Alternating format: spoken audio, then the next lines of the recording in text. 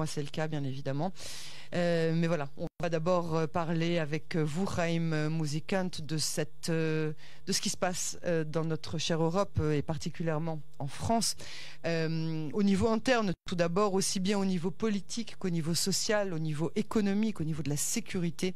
Donnez-nous la température de la République française aujourd'hui. Eh bien, écoutez, j'ai envie de vous dire, Yael, que la question est de savoir si l'Europe existe encore aujourd'hui. Puisque ça avait été un rêve de réunir tous les États des dizaines d'années après la Deuxième Guerre mondiale, d'essayer de créer une forme d'unité. Et qu'est-ce qui se passe ? Qu'est-ce qui se passe, c'est que petit à petit, chaque pays a envie de prendre son indépendance. Évidemment, l'exemple le plus fameux, c'est la Grande-Bretagne, le Brexit qui est sorti. Il y a sur un malentendu, il faut le dire. Ils l'ont amèrement regretté 5 minutes après, mais bon. Oui, mais c'est la vie. C'est la vie, absolument. C'est la vie, et puis... Too bad, too late. Exactement, mais vous savez, il y a quelquefois, même pour le Brexit, la loi du retour, on ne sait jamais. Mais la situation est la suivante, c'est que beaucoup de pays, ou beaucoup de gouvernements, beaucoup de peuples ont le sentiment que l'Europe ne sert à rien, que depuis Bruxelles, on impose des tas de lois, et c'est quelque chose dont souffrent particulièrement actuellement, par exemple, les agriculteurs en France. Il y a, comment dirais-je, des niveaux d'économie extrêmement différents. Il y a eu, vous en souvenez, la situation en Grèce, la situation en Espagne. À Chypre. À Chypre, aujourd'hui, c'est la France qui est lanterne rouge. Et puis, la conséquence, c'est quoi ? C'est que l'on s'aperçoit ces dernières années que de plus en plus, il y a des gouvernements entre, je dirais, droite et extrême droite qui arrivent au pouvoir, qui ont une certaine vision qui n'a rien à voir avec le modernisme. Et puis, je dirais qu'il y a autre chose qu'on doit constater, c'est l'impuissance de l'Europe. Alors, comment ça se manifeste ? Je vous donne 2 exemples. Le premier exemple, c'est que jouant un petit peu à la roulette russe, ces derniers temps, le président Trump a décidé, comme vous le savez, d'augmenter les droits de douane. Vous savez que dans un premier temps, il y avait vraiment des sommes fantastiques, et puis c'est entré en vigueur, puisqu'il y a eu un accord qui a été signé avec la présidente de la Commission européenne. Et puis surtout, il y a actuellement, depuis bientôt 3 ans, une guerre en Europe. Absolument. Qui est l'agression russe contre l'Ukraine. Alors, il y a eu des tas de belles paroles. On se souvient de la dizaine de voyages que le président français a fait à Moscou, et tout le monde a en tête la dernière rencontre où, face à Poutine, il y avait peut-être une table de 10 mètres. Alors, je dirais que, comme d'habitude, il y a de belles paroles, pas grand-chose. Je ne sais pas combien de temps va durer la résistance ukrainienne, mais je dirais que tout ça fait que, pour vous donner la température, elle n'est pas bonne, et de moins en moins, je dirais, les peuples croient à l'Europe et sont dans ce que j'appellerais une forme de repli. Et en France, particulièrement ? Alors écoutez, en France, peut-être à part... Non, remarquez, j'allais vous dire le beau temps, mais même à Paris aujourd'hui, il y a la canicule. Hein. C'est terrible. Oui, mais non, mais on m'a dit, mais je ne sais pas pourquoi, on m'a dit que le seul endroit où il faisait frais, c'était Deauville, et aujourd'hui il faisait 18 degrés. Vraiment, je n'ai aucune idée de la raison pour laquelle... Je signe tout de suite. On m'a annoncé ça. En fait, tout va mal. Tout va mal en France. Bon, je dirais que...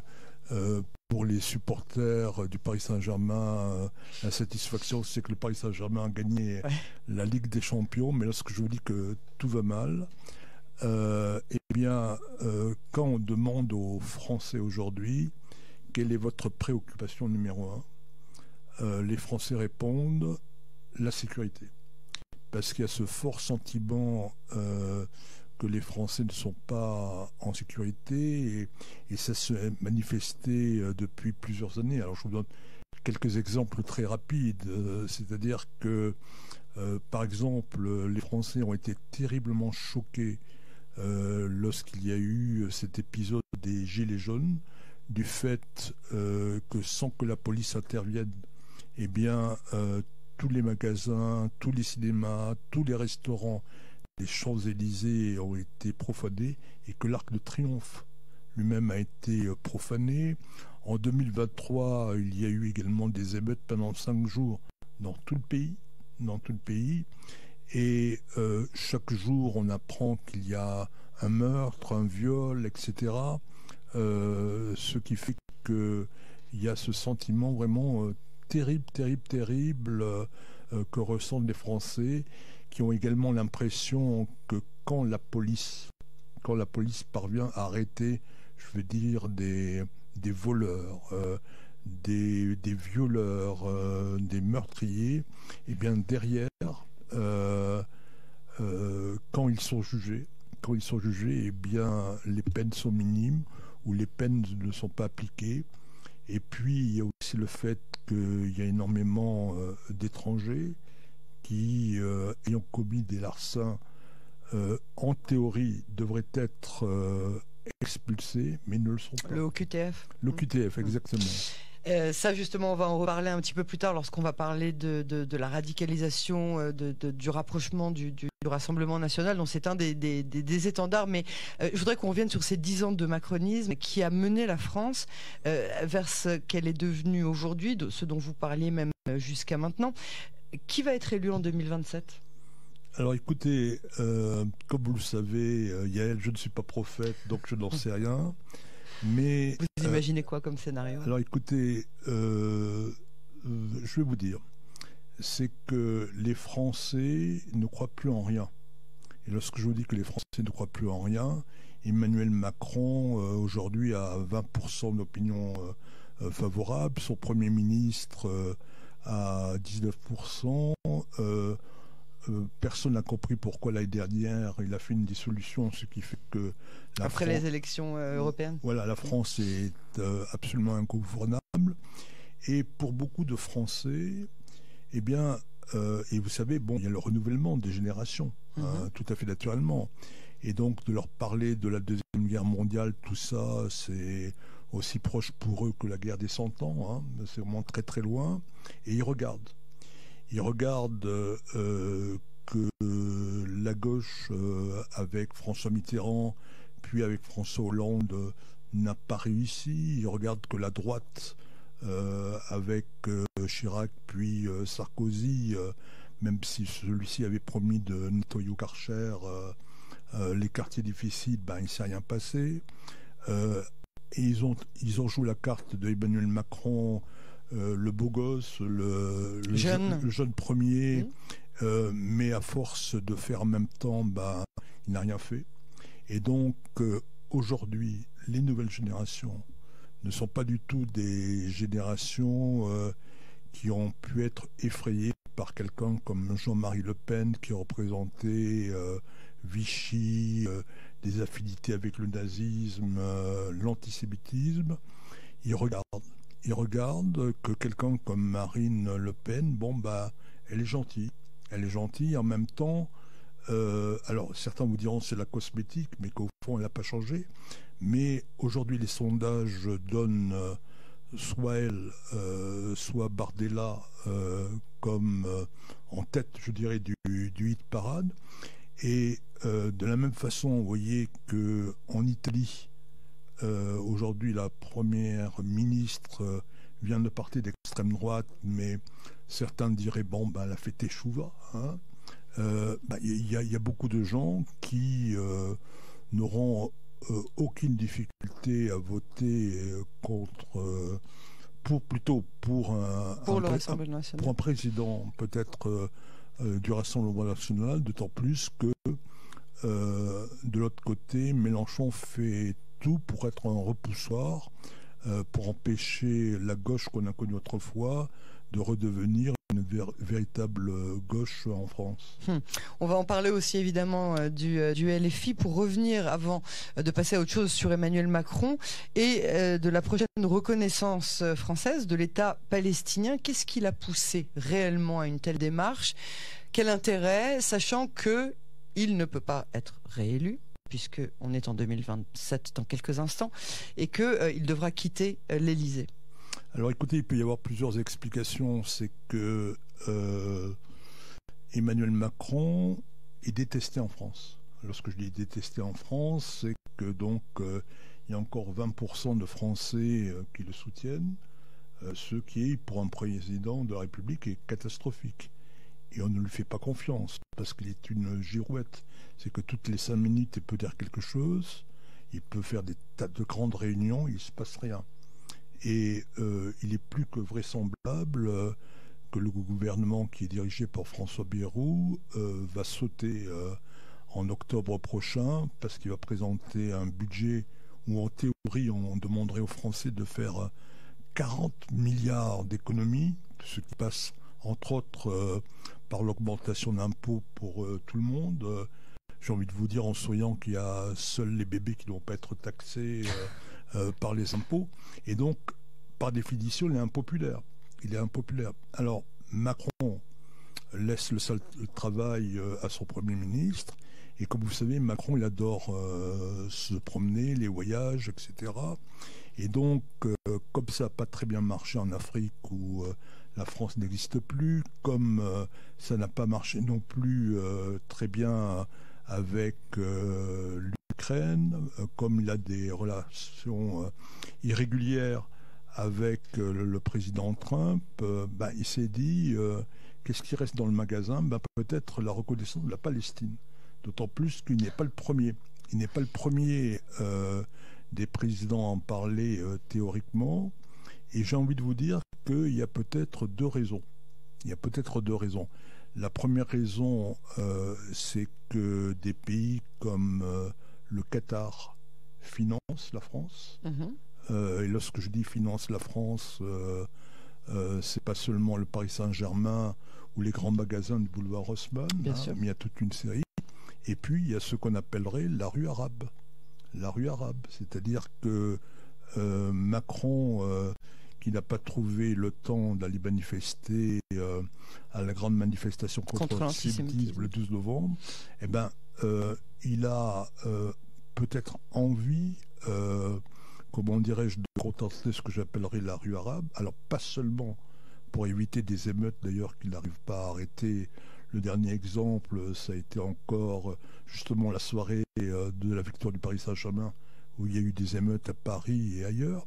Mais Macron a peut-être une autre idée, parce qu'il y a quelques semaines, il a réuni les jeunes de son parti en disant « j'ai besoin de vous dans 5 ans, dans 10 ans ».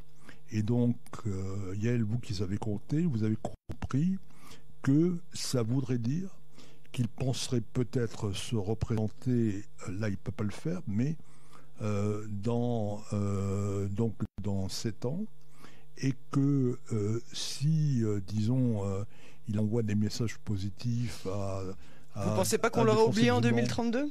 Écoutez, peut-être à part sa femme, je pense que tout le monde l'aura oublié. Ça se trouve elle aussi. Mais oui, mais vous savez, c'est toujours la même histoire, c'est que vous savez, il est tellement convaincu qu'il est quelqu'un d'irrésistible qu'il pense qu'il pourrait se... vous pensez qu'il est dans la mégalomanie un peu ? Écoutez, on a déjà eu le même exemple avec Nicolas Sarkozy qui avait essayé de se représenter, qui a échoué. Oui. Alors, une question qu'on évoque souvent, quelle est devenue la place des Juifs de France dans ces jours troublés, et pour qui ils vont voter en 2027 ? Alors tout d'abord, la question est de savoir, est-ce qu'il reste encore des Juifs en France ? Je pense que oui, parce que... il en faut ? Oui, il en faut, mais selon les derniers chiffres qui ont été publiés par le grand démographe israélien Sergio de la Pergola, il y a aujourd'hui 440 000 Juifs en France. Ah oui. Et donc, les Juifs de France représentent moins de 1% de la population, ce qui veut dire que du point de vue électoral, oui, bien sûr. Mais c'est quand même intéressant de savoir pour qui ils vont voter. Après, on en reparlera bien évidemment quand on rentrera plus dans les détails par rapport au Rassemblement national. C'est pas pour rien que je pose cette question, bien évidemment, parce qu'aujourd'hui, dans les scénarios desquels vous nous parlez, si vraiment, réellement, Jordan Bardella ou Marine Le Pen, donc le Rassemblement national, avec les 37% de l'intention de vote, passe donc le premier et le second tour,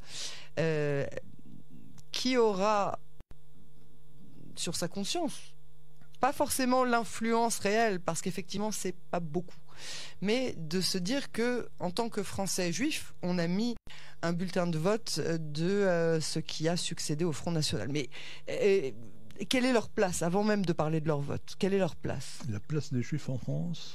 Quel est leur rôle? Quelle est leur situation? Comment est-ce qu'ils vivent? Comment est-ce que... Alors écoutez... On a tous de la famille et beaucoup de nos auditeurs se trouvent en France. Alors, Yael, je vous propose plusieurs mots pour dire quelle est leur place. C'est qu'ils ne savent plus où ils habitent. Ils ne savent plus où ils habitent. Ils sont entre, à part quelques intellectuels qui signent des pétitions que personne ne lit, la plupart sont quelque part entre l'inquiétude et l'angoisse et se posent la question de savoir quel est leur avenir, où, pour eux et pour leurs descendants. C'est ça le véritable problème aujourd'hui, parce que c'est quelque chose qui a commencé il y a 25 ans avec la deuxième intifada, qui a pris un tour beaucoup plus accru depuis le 7 octobre. On pourrait faire une émission tout entière sur les actes antisémites, les paroles antisémites, les prises de position ou les absences de prise de position de certaines organisations, ce qui fait que, pour reprendre un slogan un peu facile, beaucoup de juifs ont le sentiment d'être seuls, mais d'être seuls ensemble. Et alors l'ALIA, donc vous avez des chiffres qui concernent l'ALIA des Juifs de France. L'ALIA, c'est donc devenu une option peut-être par défaut, une option plus réaliste pour leur sécurité? Alors oui, alors effectivement, vous voyez, si vous le permettez, je vais revenir à Théodore Herzl.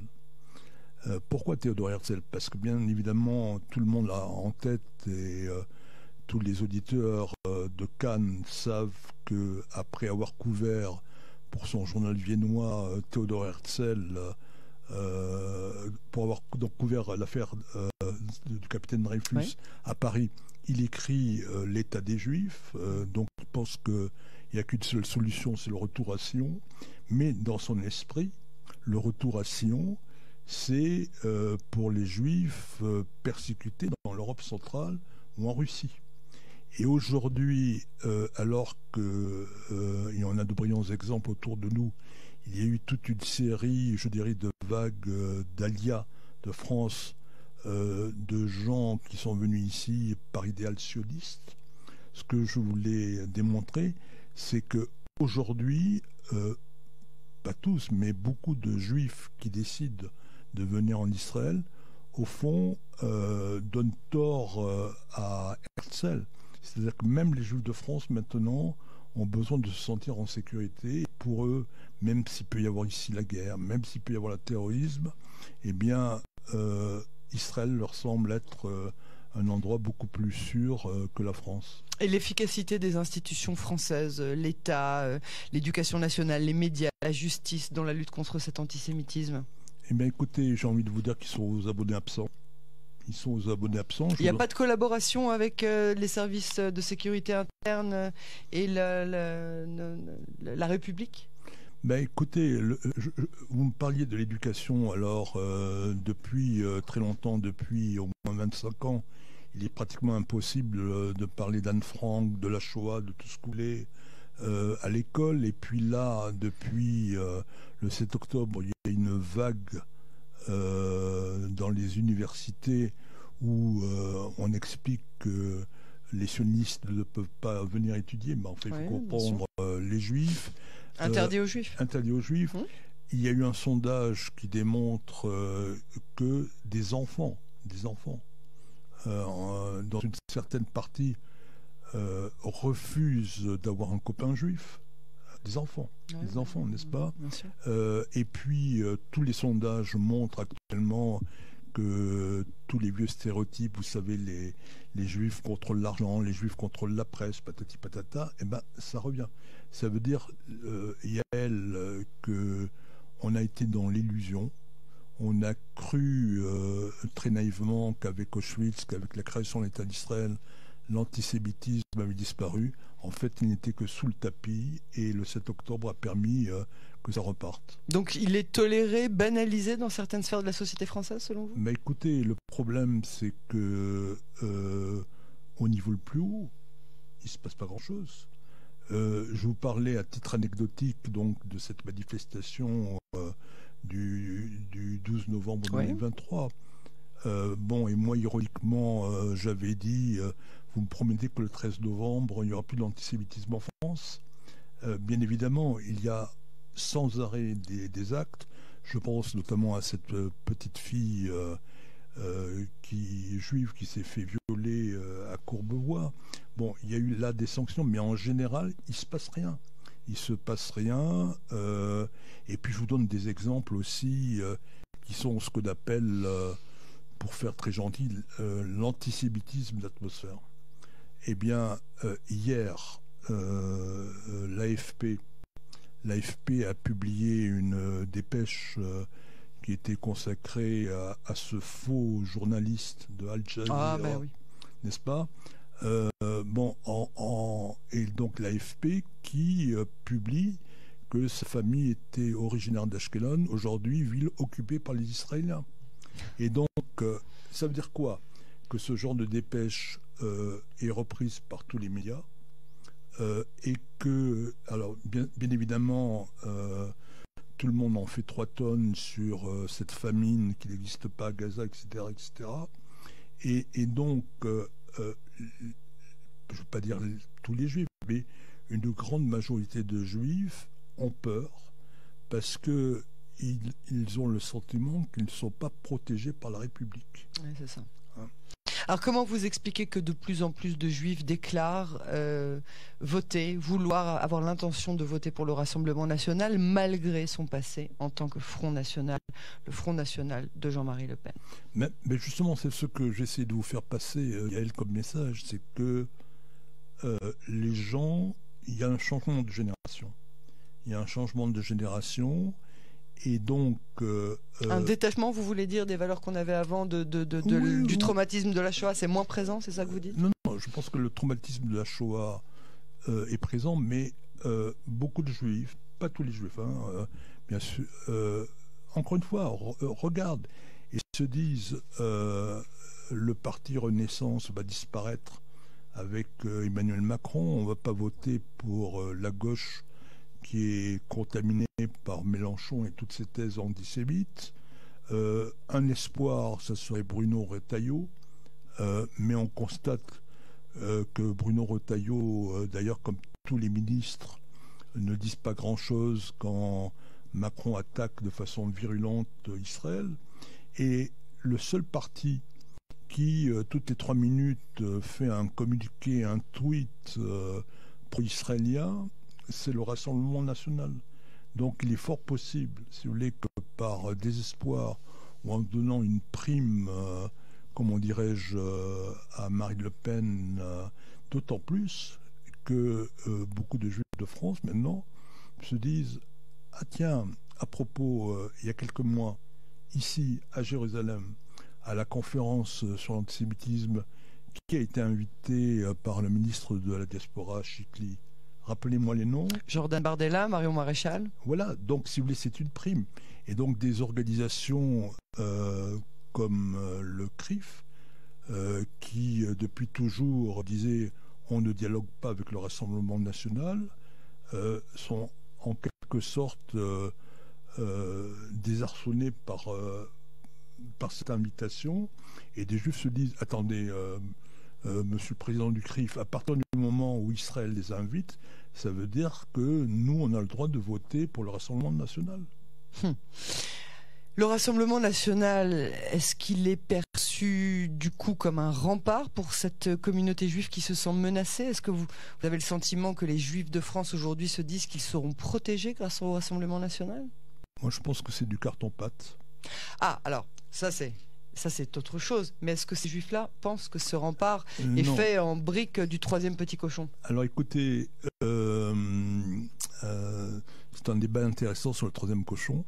Mais ce que je voulais vous dire, c'est que, encore une fois, la grande majorité des juifs est angoissée. Et donc se pose la question de, grosso modo, on part pas, où est-ce qu'on peut partir? Est-ce qu'on a les moyens de venir en Israël? Et certains qui, pour des tas de raisons qu'on n'a pas besoin de développer, ne veulent pas ou ne peuvent pas partir de France, espèrent que peut-être la moins pire des solutions serait de voter pour le Rassemblement national. C'est la peste ou le choléra. Voilà, la peste ou le choléra, sauf s'il y avait un candidat de droite comme Bruno Retailleau qui apparaissait, qui veut maintenant être Monsieur Sécurité, mais qui en même temps n'arrive pas non plus à avoir des résultats extraordinaires aujourd'hui. Donc, il est fort possible, mais on n'en sait rien. Mais disons que... Est-ce qu'elle peut être, Marine Le Pen peut être crédible dans sa dénonciation de l'antisémitisme, mais en maintenant cette rhétorique identitaire, notamment, mais pas que, au sujet de l'immigration? Ce que je veux dire, c'est aujourd'hui, on est avec les Juifs de France. Ceux qu'on veut éviter d'avoir près de nous, ce sont les immigrés qui ne veulent pas s'intégrer. Mais est-ce que derrière ça, est-ce que les prochains ne seront pas les Juifs, justement? Alors, des Juifs, je suis très prudent dans mes mots, des Juifs peuvent faire la lecture suivante, qui est de se dire, quand on regarde les derniers actes de meurtre ou les derniers actes de terrorisme en France, je dirais que ce soit aussi bien Ilan Halimi, Madame Halimi, bien sûr Sarah Torah, bien sûr l'hypercacher, c'était pas des Français qui étaient nés en Bretagne ou qui étaient nés en Auvergne, c'était des gens venus d'ailleurs. Et donc Ilan Halimi, il est né en France. Non, c'est pas. Non, ce que je veux dire, c'est que je comprends que les Juifs en question ont des origines qui sont. On ne s'est pas compris. Moi, je vais vous parler des assassins. Ah, pardon. Je vais vous parler des assassins qui étaient. Pas les victimes, donc les assassins qui sont des immigrés. Oui, absolument. Oui, des immigrés. Donc, issus de l'immigration. Et donc, ce genre de discours, ça résonne. Ça résonne pas seulement chez les Juifs, mais ça résonne chez une grande majorité des Français qui considèrent qu'il n'y a pas suffisamment de politique de fermeté par rapport à pas tous les étrangers, mais à ces étrangers qui eux-mêmes ont eu des comportements ou ont des comportements violents, etc., etc. Pour terminer vraiment avec les quelques instants qui nous restent, je voudrais qu'on dise quand même un mot sur la gauche. Ralliée trop souvent au LFI, peut-elle encore se réconcilier avec ces Juifs de France, ou bien est-ce que le lien est brisé ad vitam aeternam? Mais écoutez, moi je pense que la gauche est déjà morte, parce que je voudrais vous rappeler que lors de la dernière élection présidentielle, Anne Hidalgo a fait 1,75%. C'est peut-être aussi à cause de ce qu'elle a fait de Paris, peut-être. Oui, mais à mon avis, à Clermont-Ferrand, ils n'étaient pas au courant. Et puis, je crois que c'est terminé, parce que la gauche que nous avons aimée, qui était celle de Mendes France, de Léon Blum, n'a pas le courage de rompre avec LFI.